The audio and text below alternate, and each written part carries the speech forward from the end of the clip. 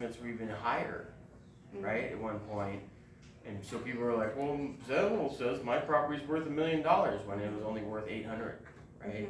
Because somebody listed their property at that, and so Zillow pulls that data in. They didn't pull the actual sold data, right, which is the real numbers, right? So when you do your when you do your CMA, you're gonna have the active, you're gonna have the pending, and you're gonna have the sold, right? The sold is the actual prices which are comparable to theirs. Condition of the property affects the price and the speed of the sale. Prospective buyers often make purchases based on emotion. So first impressions are important, hence the staging, right? We were just looking at the islands, for example, that neighborhood, and man, the difference between the staging one, just on photos, right? On the staging ones and the non-staging ones, it was just like incredible, like 50,000, 60,000. Yeah, 100,000. Yeah. Just for staging. I mean, that's really all it was, kind of. I advise you in optimizing the physical appearance of your home to maximize the buyer's perception of value. So you can give suggestions. I usually say if it's not a big pain in the butt and it doesn't cost too much, they should do it, right? If the place needs painting, they might want to do that, right? If the yard needs some sprucing up, they should probably do that, especially the front, right? It's going to get all those drive-bys with your sign in the front. They should probably do those if they have the money and time to do it, right? If not, then the price is going to reflect that too. Competition. Prospective buyers are going to compare your property, both the condition and the price, to other active listings in and around the neighborhood. In order to get the buyer's attention away from your competition and focus on your home, we will be competitive by properly pricing and staging the home. And the staging part is a tough one sometimes when it's really needs decluttering.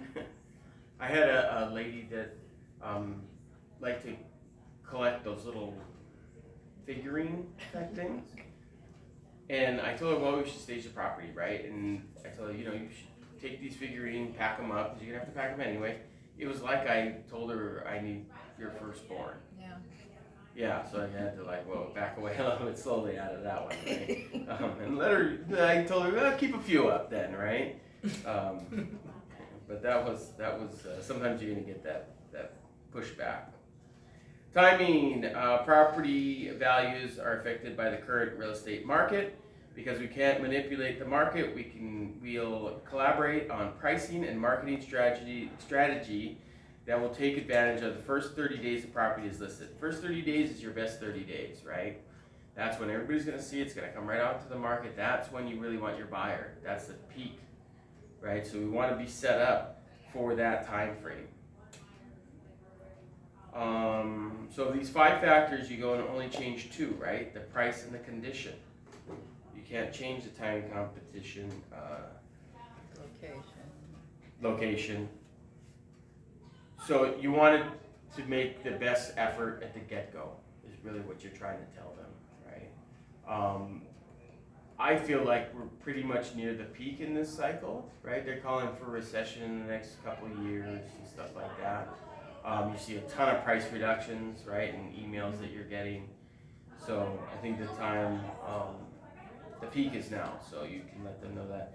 It's not really a good time to, let's say, test the market, although the inventory is still pretty low, so you definitely don't want to underprice it. And you'll know because you'll have seen the other properties, right, and how it compares to them for setting your price.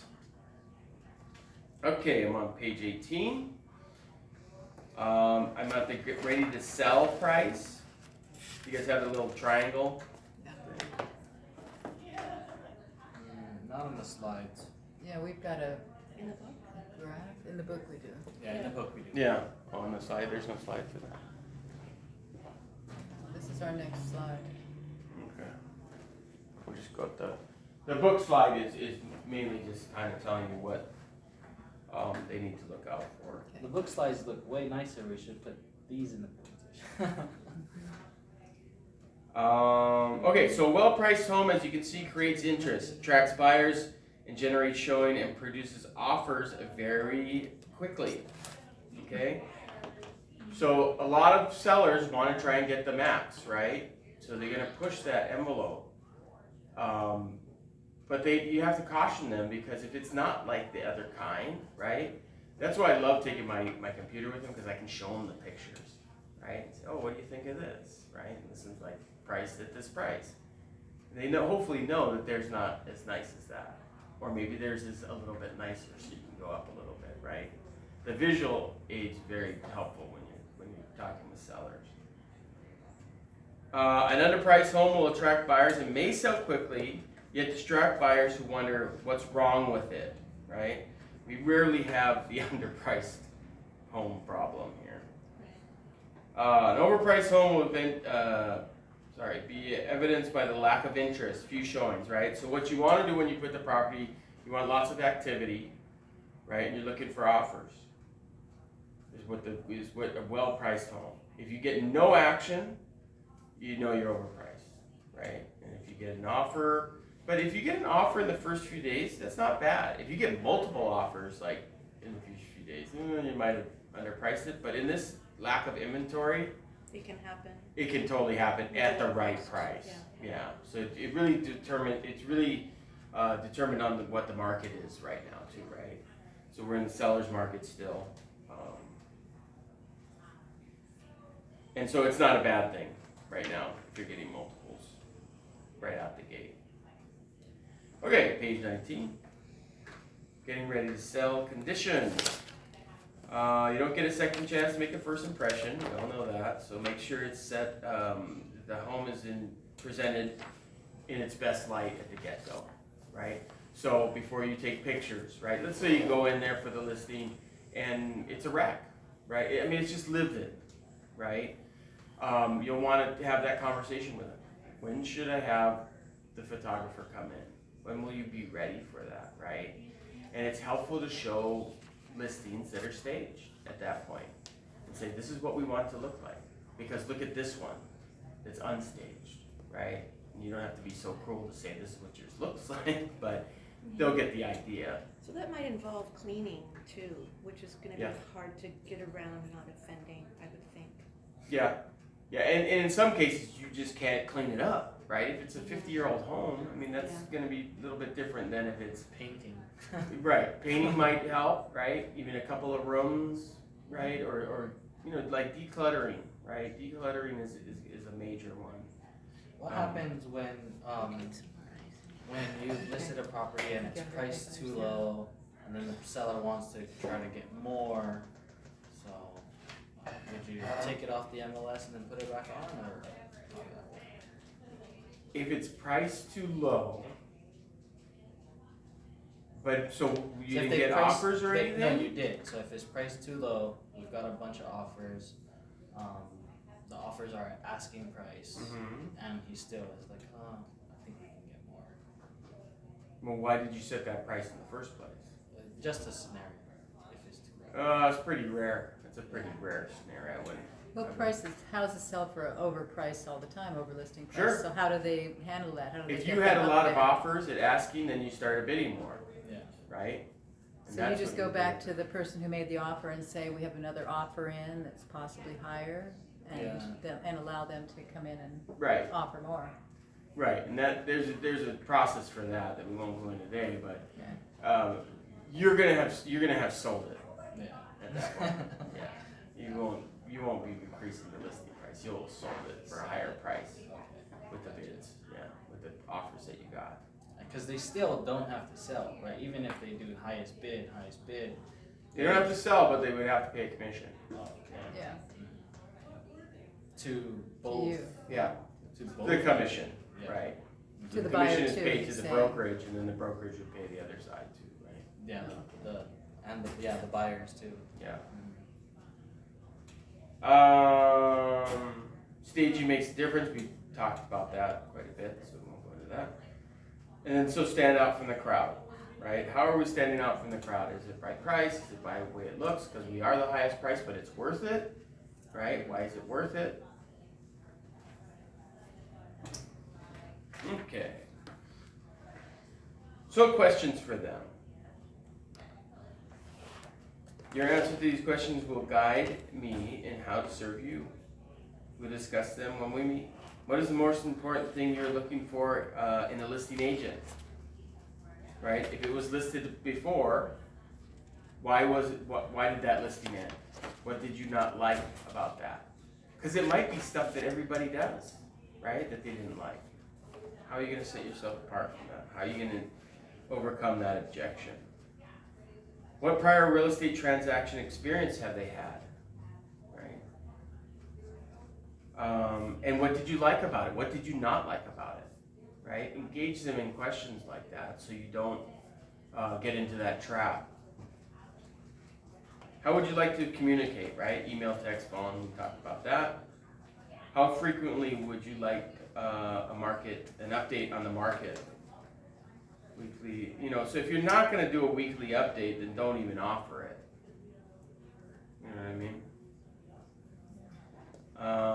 How frequently would you like update on showings? I usually do that right after the showing, right? And I'll tell them, I'll update you after the showing by text, right? Oh yeah, good buyer, seemed like they liked it. I'll follow up with the agent, something like that. Please list what you're most concerned about in the marketing and selling process, right? Is the buyer I qualified? have a question. What's your follow-up with the agent look like? As far as brought in the buyer, What does it sound like?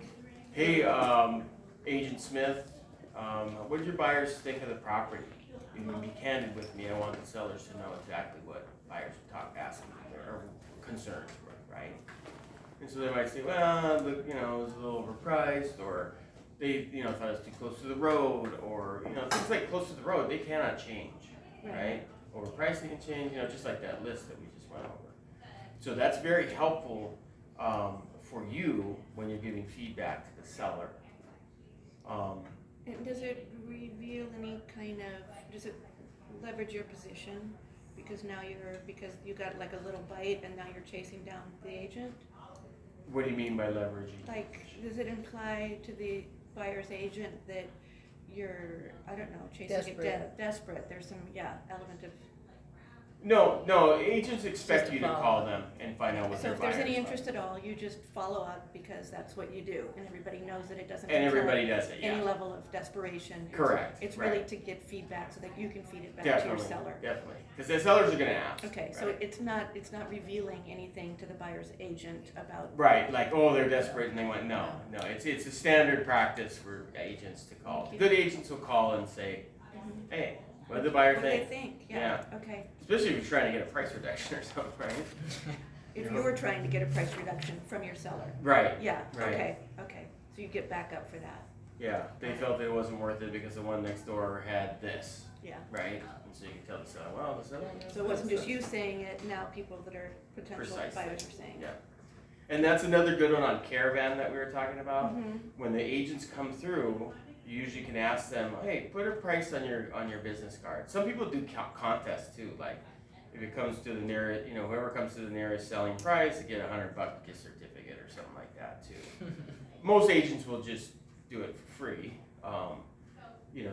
So they write down what they think the selling price will be on the business card. Mhm. So you collect those, and those you can present to the seller too if you feel like you're So these are what, overpriced. like 12 professionals estimated to be worth. Yeah. And That's so you might be interesting. right on, you might be over, you might be under, whatever, And did right? you say that you're rewarding those people for doing that? You can. Sometimes you Or they Sometimes just do it just for fun, just, Right, to get them to your property and look at that. But most new listings, they'll just come anyway. But if you're trying to attract them to, let's say, a Keone Villages or something, right? You've seen one, kind of seen them all. So sometimes they don't go to those, so they try to do a little gimmick to get the agents to come to it on Okay. Caravan. Mimosas. What's that? Like they do Interesting. mimosas or brownies. or Yeah, they do something like food that. and all kinds of stuff. Yeah, it's Caravan. It's fun.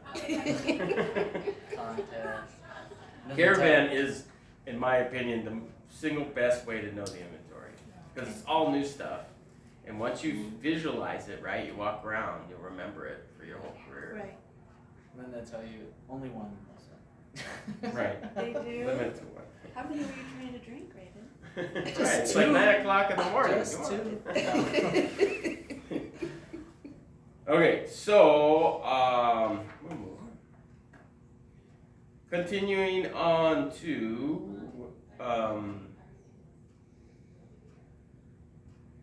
let's see. I'm reading this, sorry. What our clients say is the next. So yeah, the about me. You guys on that one, right? This customer page allows you to provide personal information focused on what your offer and specifically how this will benefit the seller, right? What your expertise is in technology, communication, clients for life, right? Any awards and stuff that you might have got, and so on and so forth. Testimonials are real good. Wow. You can get those. Okay, so focus on the listing has major benefits. I'm on page 12 now. 12 In the book? in the book? On No. this, yeah, on here. Okay. I thought we were on like 19. Yeah, we think we Moving were. back. Yeah, why does that say page 12? Yeah, I think we would be Yeah, on page this is 12. the front. Okay, so that page 12 says This focus is on this- listing. This is an inserted page. Okay. I don't know where that came from. Okay, so we are on page 22. I'm gonna watch another video. There we go. Yeah.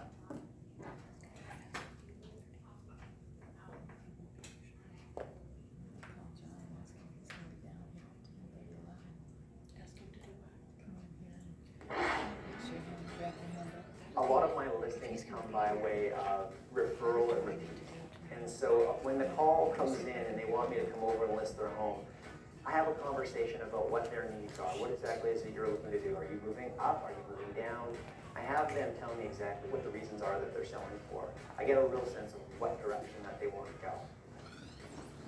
One of the things that we've done to make my appointment setting a little easier is we've time blocked. We follow what Gary says. He says time block everything that you do. And we've time blocked our slots in advance for listing appointments. Every day, Monday to Friday, we have a slot available at 4 o'clock and a second slot available at 5:30. So I've got a potential of 10 listing appointments Monday to Friday. That makes my life a lot easier because I'm able to time block my lead generation first thing in the morning and not have my day so loose and scattered, so I'm trying to scramble on where to put a listing appointment. What we do now in our team is we've decided to go paperless with our evaluations, our CMAs. So instead of printing off paper, what we'll do is we'll take it on the computer and convert it to PDF, mark it up with a highlighter from there on the computer, and then create an email from that. Email that package off to our client prior to going out to their home to list it.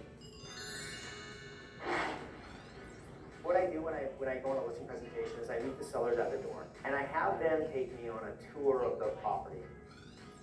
During that time, I'm actually asking them to tell me again, to recap again, what their motivation is for selling. So I'm getting them more comfortable, them moving out of their house is what I'm doing. That usually takes about 5 minutes. And when we're done there, we transition right over to the kitchen table. We'll talk about the market, the evaluation itself, and that in itself is about 15 minutes.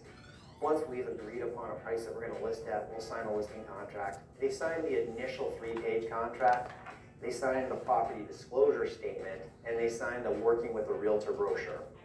Outside of those 3 documents, that's it. I send in my measuring company to come in and measure the home. I send in my stager who's going to contact them to come in and stage the home. And once she's done, then I send in a photographer and take the photos of the home. We always do a follow-up with them as well, just to say, how did that go? What was that experience like for you? Keeps them feeling like they're in control and very much a part of the process, and it lets them know that we're paying attention to every detail on their listing prior to it even being on the market. One of the expectations that I set with the sellers is that I phone them twice a week on purpose. So I set their expectation for me to phone them on Monday mornings with what's called a Monday morning update, where I review everything that's happened for their home over the past weekend with them. The second call that I set them up for to expect is on Fridays, and that's a Friday morning market update. And what I've set them up for is that I'm going to talk to them about any new listings that have hit the market, any expireds that have come off the market, and any solds that have actually just happened since that past week. They also know that on Friday, we're gonna be talking about the numbers. Does the current list price that we're at right now still make sense in relation to the latest listings or the most current solds? They know in advance that that conversation could lead to a price reduction, and a lot of times, they bring that on themselves. They say, hey, look, you know what, it looks like we might be a bit high, Josh. Should we bring it down? So it's a natural transition to a price reduction.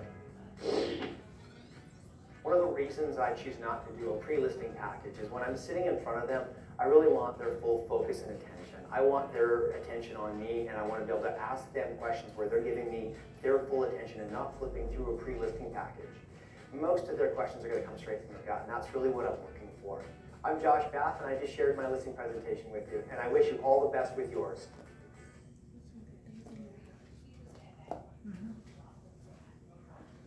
Okay, let's kind of recap of all that stuff that we just doing.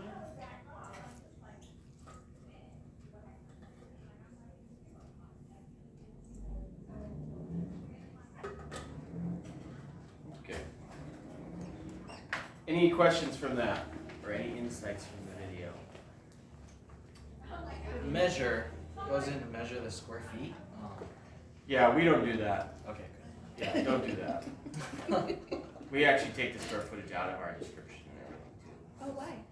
Because it's not accurate, and people have been sued over inaccurate square footage. So we do have the land square footage in there because the survey does that, but there's no real accurate square footage for the whole house. So the MLS Ever? shows square footage. MLS does, and it's by the county, right? So we use that. Yeah, But And as then far you- as contractually, we just say it's a 3-bedroom, 2 okay, in bath the or contract you something don't like have. Okay, to be clear, so in the contract, you don't talk about square footage? that. Yeah. Right, yeah, thank you for Yeah. that clarification. I just had a situation where I pulled the MLS stats onto the purchase contract and the square footage was wrong. So I had Really? to, yeah, That's a good, yeah. Make sure you check that. yeah, you gotta definitely. check it. Good, and then so this guy committed to Mondays and Fridays, Mhm. right?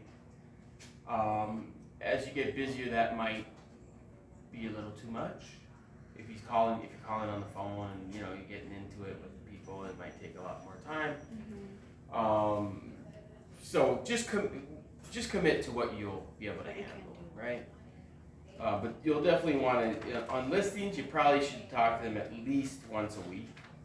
I have a question back to what you want and don't want on a contract. Even bedrooms can be a gray area. For example, if they've taken the closet out of the bedroom, it Then can't it's be not called a a bedroom bedroom. anymore. Right. So what do you say? 2 bedrooms and 1 extra room? 2 bedrooms and office and 2 bathrooms? Yeah, exactly. So you talk about the other room, Sure, even though you yeah. can't officially call it a bedroom. Correct, yeah. I Okay. had to take a cottage out of one instead of 1 bedroom, 1 bath cottage, and the thing was 3 walls, not even enclosed. So I was like, take that out. So what do you call it? I didn't even No, add no it as an letters. attachment. Yeah, I just deleted it. out of- just an area. Yeah. I'm sure it had no permits or anything like that too, Yeah. right? Yeah. That's where you and your broker will Okay, make talk. sure that you get those details right. Yeah, So you're not yeah. committed to something in And- contract that isn't legal. Right, or and correct. go with what you see there as far as bedrooms and baths, because the county record is almost always wrong. Because they don't actually go in, right? They sometimes will look at the plans and they kind of guess. Yeah, so when it says buyers to do own due diligence, Mhm. that's what it's mainly talking about. Or that records don't match, county records don't match. Right, and that's just a Permits. disclaimer, that's not a get out of Yeah. a lawsuit, right? Right. That's just a disclaimer saying, you guys should double check this. Mhm. But most people go in, they'll say what they see and Yeah. they'll be happy, right? Okay, except for that one that wants to Mhm. sue you over the square footage that's wrong. Or use it as a contingency to get out of contract, Yeah. because, Okay, so let's go to the listing appointment, page 23. Once you convince the appointment, pre-qualify the seller, and then send the pre-listing packet.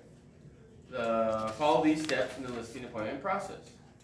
So what I usually do on the greet part, right? Go to the house 5 minutes early, right? Now you all know when you're expecting somebody, you kind of keep checking, right? make sure that they're not outside waiting for you.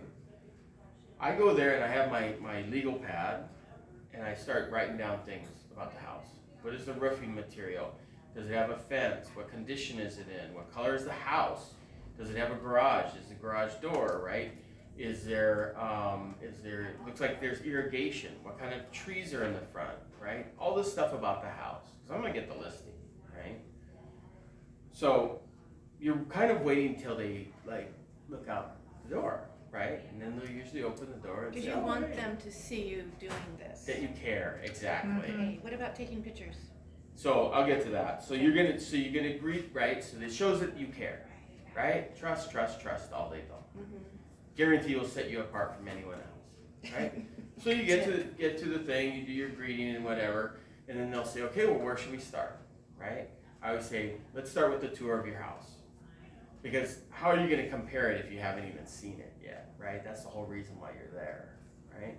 So you take the tour, and as you're taking the tour, you're still writing things down. Oh, you're going to leave this, you're going to leave that, you know. Oh, well, I was thinking about taking this, taking that, and so on and so forth. So then you have that list done already. Then you get to the end of the tour and you say, okay, well, let's sit down and I'll show you what the market's doing, right? So we greet, walk through the home, then we start the listing presentation. So we have the comparative market analysis, the CMA, right? And we're going to show them, and you can either show them on the computer or you printed them out. I like the computer because you can show through the pictures, right, and things like that. And most people will know their neighborhood better than you. Right, they've probably gone to the open houses while those other homes are being sold and things like that because they're interested in selling their place. So listen a lot, right? When you're doing the listing presentation, you got to get the feedback. You got to really listen to what they're telling you, because either they're telling you, oh yeah, that house, mine's way better than that, right? And you're looking at the thing going, I don't think so. It doesn't look like it was way better. So you know, one, okay, I got a fight on my hands right there with that, right? And then so on and so forth as you're going through the CMA and talking to them and all that. And then you close for the listing agreement. So as you're going through any of it, right, you're going through the presentation and all that, and they say, yeah, well, it sounds good. Would you like to list today? Right? And they go, oh, yeah, you know, and then you might have to go through some more, right? You might have to ask like 4 or 5 times, do you want to list today? Right? Whenever they say yes, you pull out your listing paperwork, right? Close for the listing agreement. You pull Can that you out ask and start them, going through that.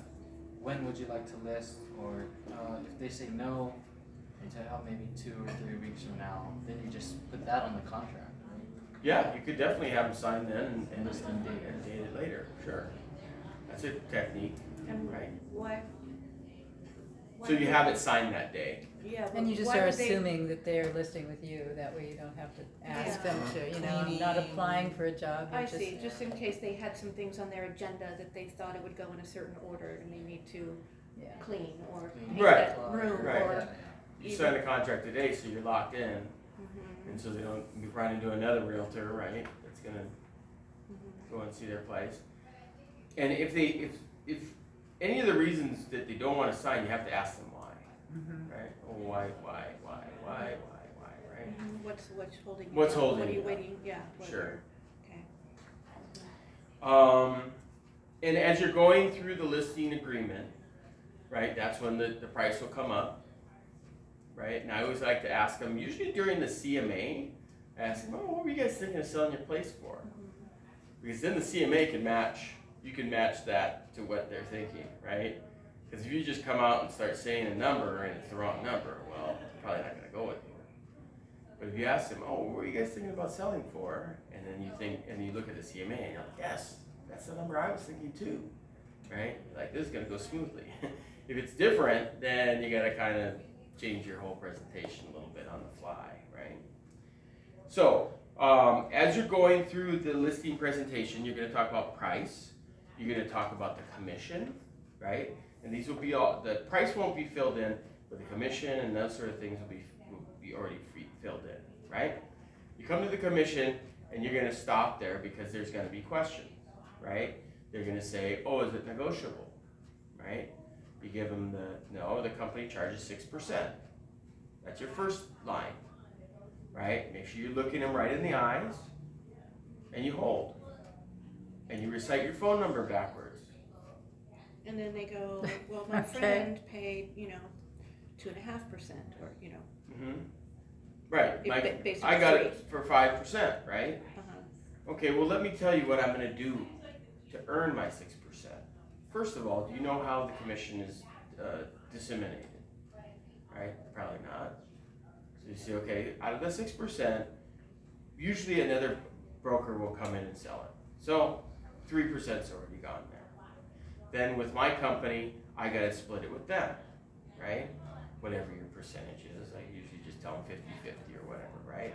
And off of that, I got to pay this and that and everything else that goes along with it, your marketing plan, right? Taxes. So that's your second time you're going to talk about it, right?